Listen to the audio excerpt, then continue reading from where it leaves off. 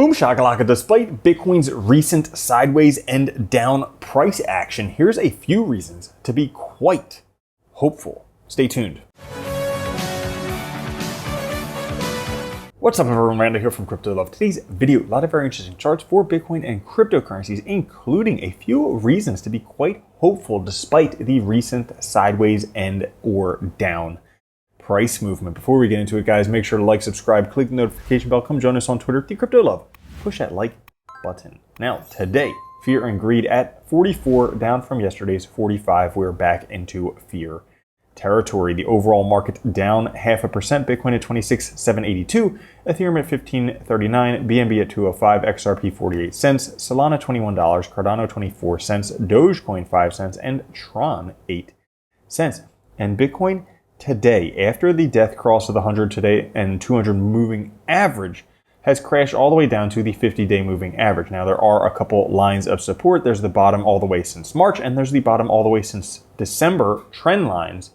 One of these is at 25, one of these is at 26. So those would be serious levels of support if we do break below the 50-day moving average.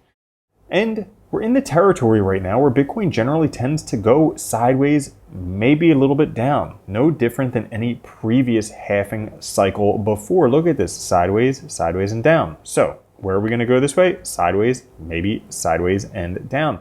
Despite that, Bitcoin is still the best performing asset class in 2023. So even if Bitcoin does go down, it's still outperforming every other asset out there. So don't be completely bullish, bearish just yet. As a matter of fact, Bitcoin is right on course. Did you know that about 200 days prior to the halving, which is where we are right now, if we would take a look at the previous cycles, 200 days before, 60% down from all-time high.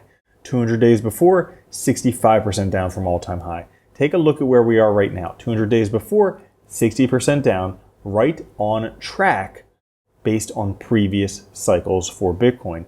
If we take a look at this, we can see at the time of the halving in 2012, Bitcoin was 39% of the prior all-time high.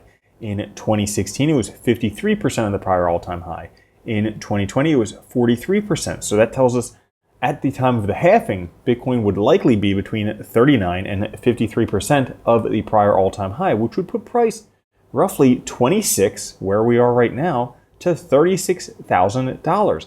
Likely sideways movement for the next few months, 6-ish months.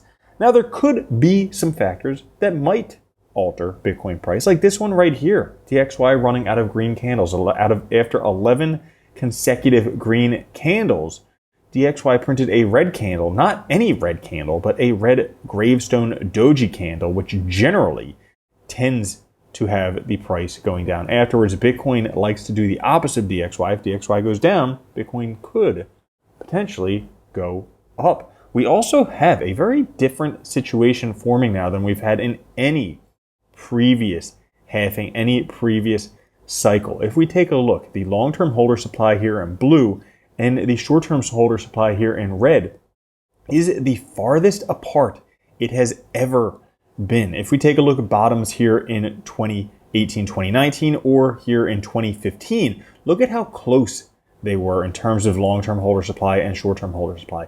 Never before have they been this far apart, which could potentially impact what happens after the halving when the supply is limited once again and people start demanding it even more. We are right now at the crux for Bitcoin. This downtrend that has served the same breakthrough trend line in 2015, in 2019, and once again in 2023, every 4 years, the same exact slope of this trend line. Once Bitcoin breaks through there, it is basically all up parabola territory, but we have to break through first. Bitcoin is showing signs that these are the last moments. Similar to what we saw in previous cycles before heading north. We saw the log Bollinger Band width very, very contracted, like we see right here, and once again right here. Also, we have a crossing of the 10 MA and the 20 SMA line. the last 2 times this happened, Bitcoin went parabolic very shortly after. So we have a couple indicators suggesting that Bitcoin is right on the verge of a very big move. And you know we're waiting on some spot Bitcoin ETF approvals or denials, whatever it may be. But should we get some approvals, it probably wouldn't be too long before the amount of Bitcoin digital smart gold in people's portfolio equals the amount of physical gold in people's portfolios. Now, as of right now, gold in people's portfolios on a global portfolio allocation is 2 to 3%, which is this space right here. Should Bitcoin get to this space, currently Bitcoin is at 1/10 of that, 0.2%, but should it occupy this space, guess what? That would more than 10x the price. As a matter of fact, the price of Bitcoin would be somewhere between $400,000 and $800,000 should it occupy that territory. Not to mention what could happen if there's an even greater allocation.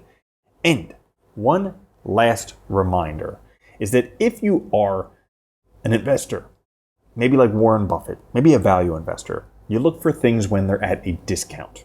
That's how you get good buys. Well, right now, despite Bitcoin already doubling this year, it is still at a discount. Bitcoin is still trading in the value zone, trading below the true market cost basis of $29,700. If we take a look right here, this shows us the distance from the value zone. The value zone would be 0, or the true market cost would be 0. Anything below there is value. Anything above there is excess, not a good time to buy. And if you take a look, previous cycles, look at how this goes down and then comes back up. So it gets into deep value zone and then starts coming back up, gets into deep value zone and then starts coming back up. Well, look at this. We've already been into deep value zone, which is back in December when it was $15,000, already coming back up, getting pretty close to the true market cost basis. And you know what comes after it goes up? Massive runs for Bitcoin when you can buy, or when you can sell that Bitcoin that you bought at an amazing discount. So that's all for today's episode. If you enjoyed it, push the like button. I'll catch you guys later. Have a good one. Love you. Peace. If you don't think Bitcoin's going to $1 million a coin and then $10 million a coin, you're already a loser. From now on, if you don't own Bitcoin, you're a moron.